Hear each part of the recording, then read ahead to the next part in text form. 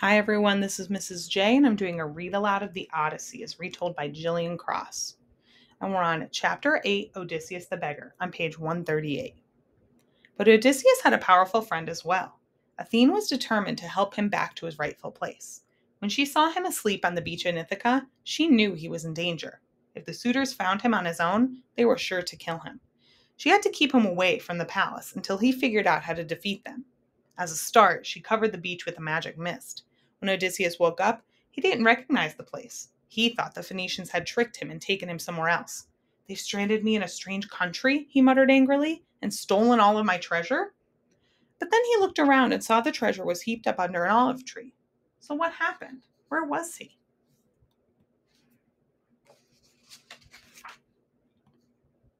He was still wondering when Athene came sauntering onto the beach, disguised as a shepherd boy.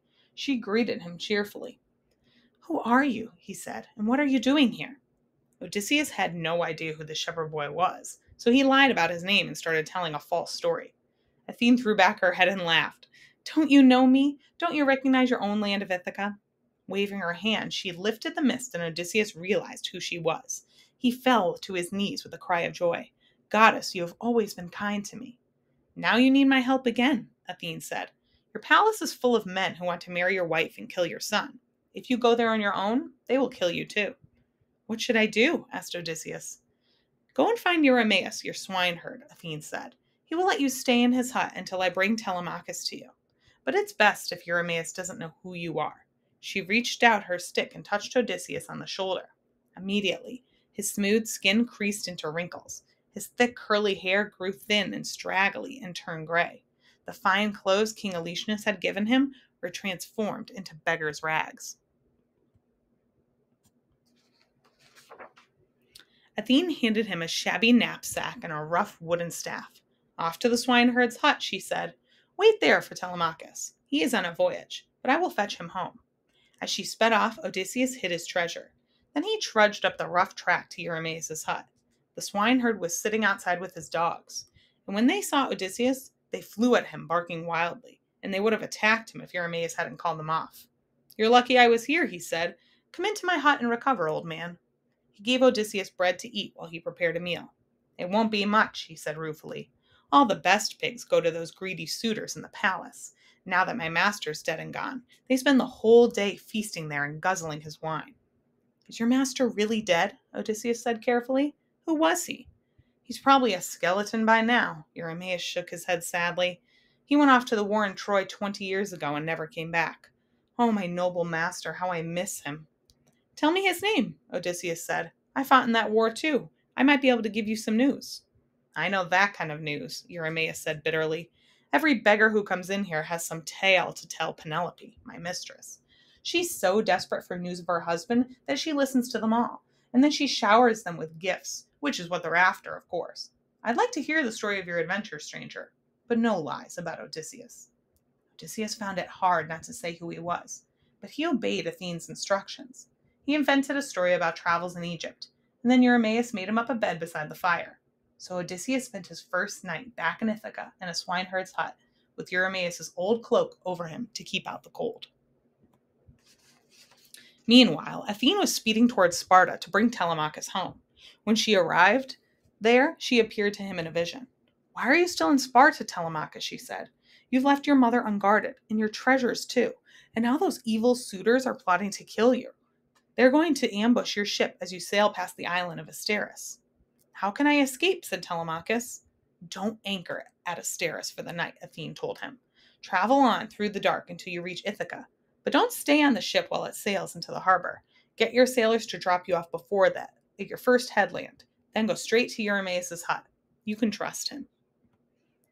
Telemachus was wide awake now and anxious to go home.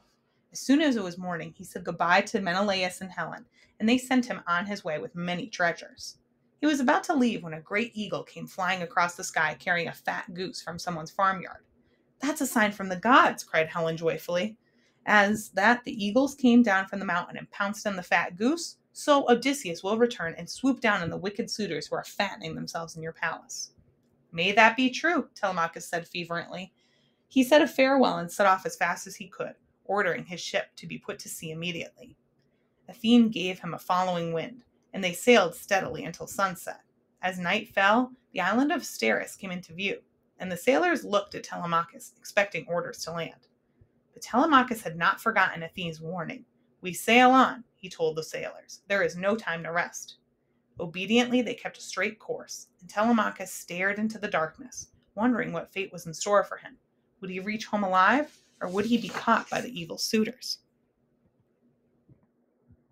Early the next morning, when Odysseus and Eurymaeus were preparing their breakfast in the hut, the dogs began to bark loudly.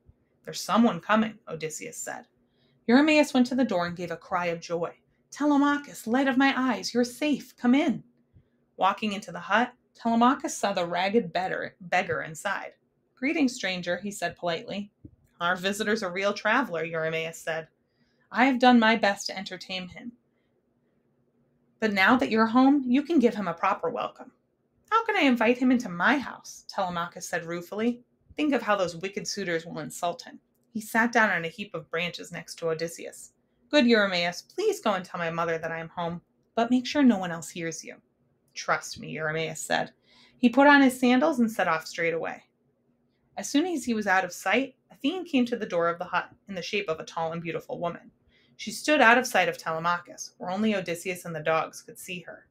The dogs whimpered and ran off to the far side of the farmyard. Glancing up, Odysseus met Athene's eyes and knew at once who she was. Muttering an excuse to Telemachus, he stood up and slipped outside the hut. Athene led him away from the door. "Noble Odysseus," she said, "the time has come to tell Telemachus everything, and then the two of you must decide on how to get rid of the wicked suitors who are ruining Ithaca.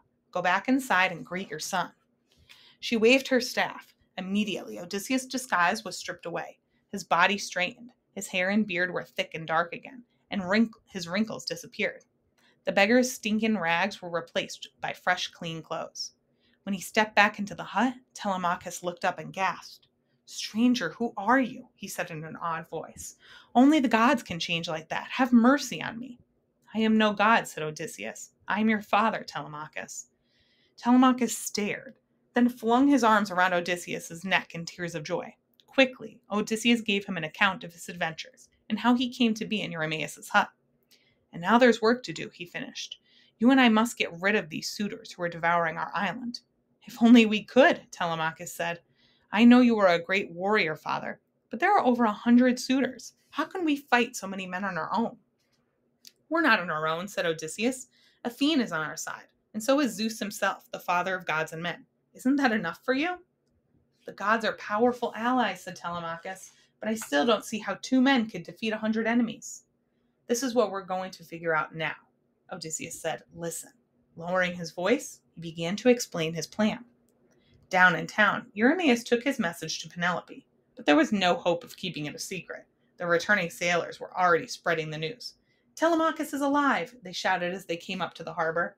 The suitors were furious, and so was Penelope. As soon as Eurymaeus was gone, she was swept down from her room in a rage. "What kind of men are you?" she said to the suitors. "You're all guests here, living at Odysseus' expense, and now you've tried to kill his son?" The suitors swore it wasn't true. "All we want is for you to choose another husband," they said, "but you could keep putting us off. First you wouldn't choose until Telemachus was a man. Now you're pretending to weave a shrew." "I am weaving," Penelope said fiercely, but one of her maids had betrayed her. "Every night you unpick your weaving," said an angry suitor. "We know what you're doing, Penelope. You can't delay any longer. It's time to choose." They all clamored at her until she went back into her room in tears. Much as she loathed the idea, she knew to do what they had demanded. She couldn't see any escape from the situation. She didn't know that Odysseus and Telemachus were in the swineherd's hut at the very moment, plotting on how to rescue her. By the time Eurymaeus returned to the hut, Athene had changed Odysseus back into an old beggar, and the old beggar insisted that he wanted to visit the palace in the morning. Telemachus pretended to be impatient with him. "Well, I'm much too busy to take you in. You'll have to wait here until Eurymaeus is ready." "That suits me fine," croaked Odysseus. "I'd rather wait till it warms up a little. These frosty mornings are no good for my old bones." So first thing in the morning, Telemachus set off to the palace on his own, leaving the other two to trail along behind. King Odysseus went back to his palace dressed in rags and leaning on a stick. He looked so old and dirty that the goatherd shouted abused at him as they came past with the goats.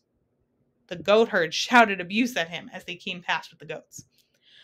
What are you doing, you greasy old plate licker? Are you heading into town to grovel around for scraps? Why don't you try a bit of honest work? Odysseus was itching to give him a crack on the head with his stick, but that would have ruined his plan. He put up patiently with the insults, hobbling down the path until he and Eurymaeus came into sight of the palace. You go in first, Odysseus said. I'll follow behind you. As he spoke, there was a movement on the far side of the courtyard, over by the dung heap. Catching the sound of Odysseus's voice, an old dog lifted his head and began to wag his tail, but he couldn't get up and walk toward them. He was too weak to move.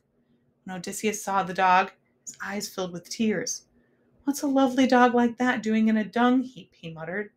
Ah, that's Argus, Odysseus's old dog, Eurymaeus said. He used to be a marvelous hunting dog, but his heart went out of him when Odysseus sailed away. He walked off into the palace, and the old dog lowered his head and slumped back into the dung heap. Odysseus hurried toward him, but it was too late. The light faded from the old dog's eyes before Odysseus could reach him. He had managed to hang on just long enough to see his master again, but now he was dead. Sadly, Odysseus walked into the great hall of the palace. The suitors were feasting and listening to music, and he began to go from table to table begging for scraps of food. Some of the suitors gave him bread and meat from their plates, but some of them just insulted him. We've got enough beggars around here already, said one. Can't you spare me a little piece of bread? Odysseus said. After all, you're getting it for free. The suitor was outraged. He picked up a wooden stool and threw it hard, hitting Odysseus in the back. A weaker man would have been knocked off his feet. Odysseus stayed steady, but that was only the first attack. Another beggar appeared in the hall doorway, a greedy hulk of a man called Urus. He was furious to see a rival beggar in the hall, and he charged at Odysseus, intending to throw him out. A fight, the suitors said in delight. Let us see who is the best wrestler. They jumped up and crowded around, egging Urus on, and then cheering drunkenly as Odysseus tucked up his rags. Odysseus knew he could win easily, but he chose not to hurt Urus too much. He beat him just enough to make his nose bleed, which raised a cheer from the suitors, and they dumped him outside the hall. At that moment, Penelope appeared, coming slowly down the stairs. She looked so beautiful that all the suitors stopped shouting and fell silent, feeling as though their bones were melting. Each of them remembered all over again why he was there and how much they wanted to marry her. Penelope went over to Telemachus. You shouldn't let them treat your guests like that, she whispered, pointing to Odysseus. How can I control the suitors? Telemachus muttered. Penelope was still watching Odysseus. He may only be a beggar, she muttered, but he's under your protection. And maybe he has news about your father. I'll speak with him this evening when the suitors have gone. Telemachus went over to tell Odysseus, and the suitors came crowding around Penelope, paying her with compliments and competing for her attention. With a sigh, she turned to face them. Don't waste your breath on flattery, she said. The only praise I valued was from Odysseus, but I can see those days are all over. Now all I could do is obey his wishes. The suitors stopped talking, wondering what she was going to say. Penelope sighed again. Before Odysseus went away to Troy, he warned me that he might be killed. He said that if he didn't come back, I should marry again when Telemachus was a man. Now the hall was completely silent. Penelope drew a long breath, steadying her voice. The time has come, she said. Tomorrow I shall do as Odysseus wanted and choose a new husband. The suitors were jubilant. As Penelope went back upstairs, they went home for the night, celebrating drunkenly. Tomorrow, one of them would be Penelope's new husband. That's what they thought, but Odysseus had other plans. As soon as all the suitors had gone, he and Telemachus moved around the hall by torchlight. They cleared away all the armor and weapons that were stacked against the walls and locked them in the storeroom. Tomorrow, there would be no weapons in the hall except their own. When every last sword and helmet was gone, Telemachus went off to his room for the night, and Odysseus settled down beside the fire. As soon as he was on his own, Penelope came down from her room again, accompanied by Eurycleia, the old nurse. Sit here with me, she said to Odysseus, and tell me about your voyages. Have you heard news of my husband on your travels? Odysseus longed to tell her who he was, but he had to get rid of the suitors first. So to comfort her, he made up a tale about meeting Odysseus in Crete.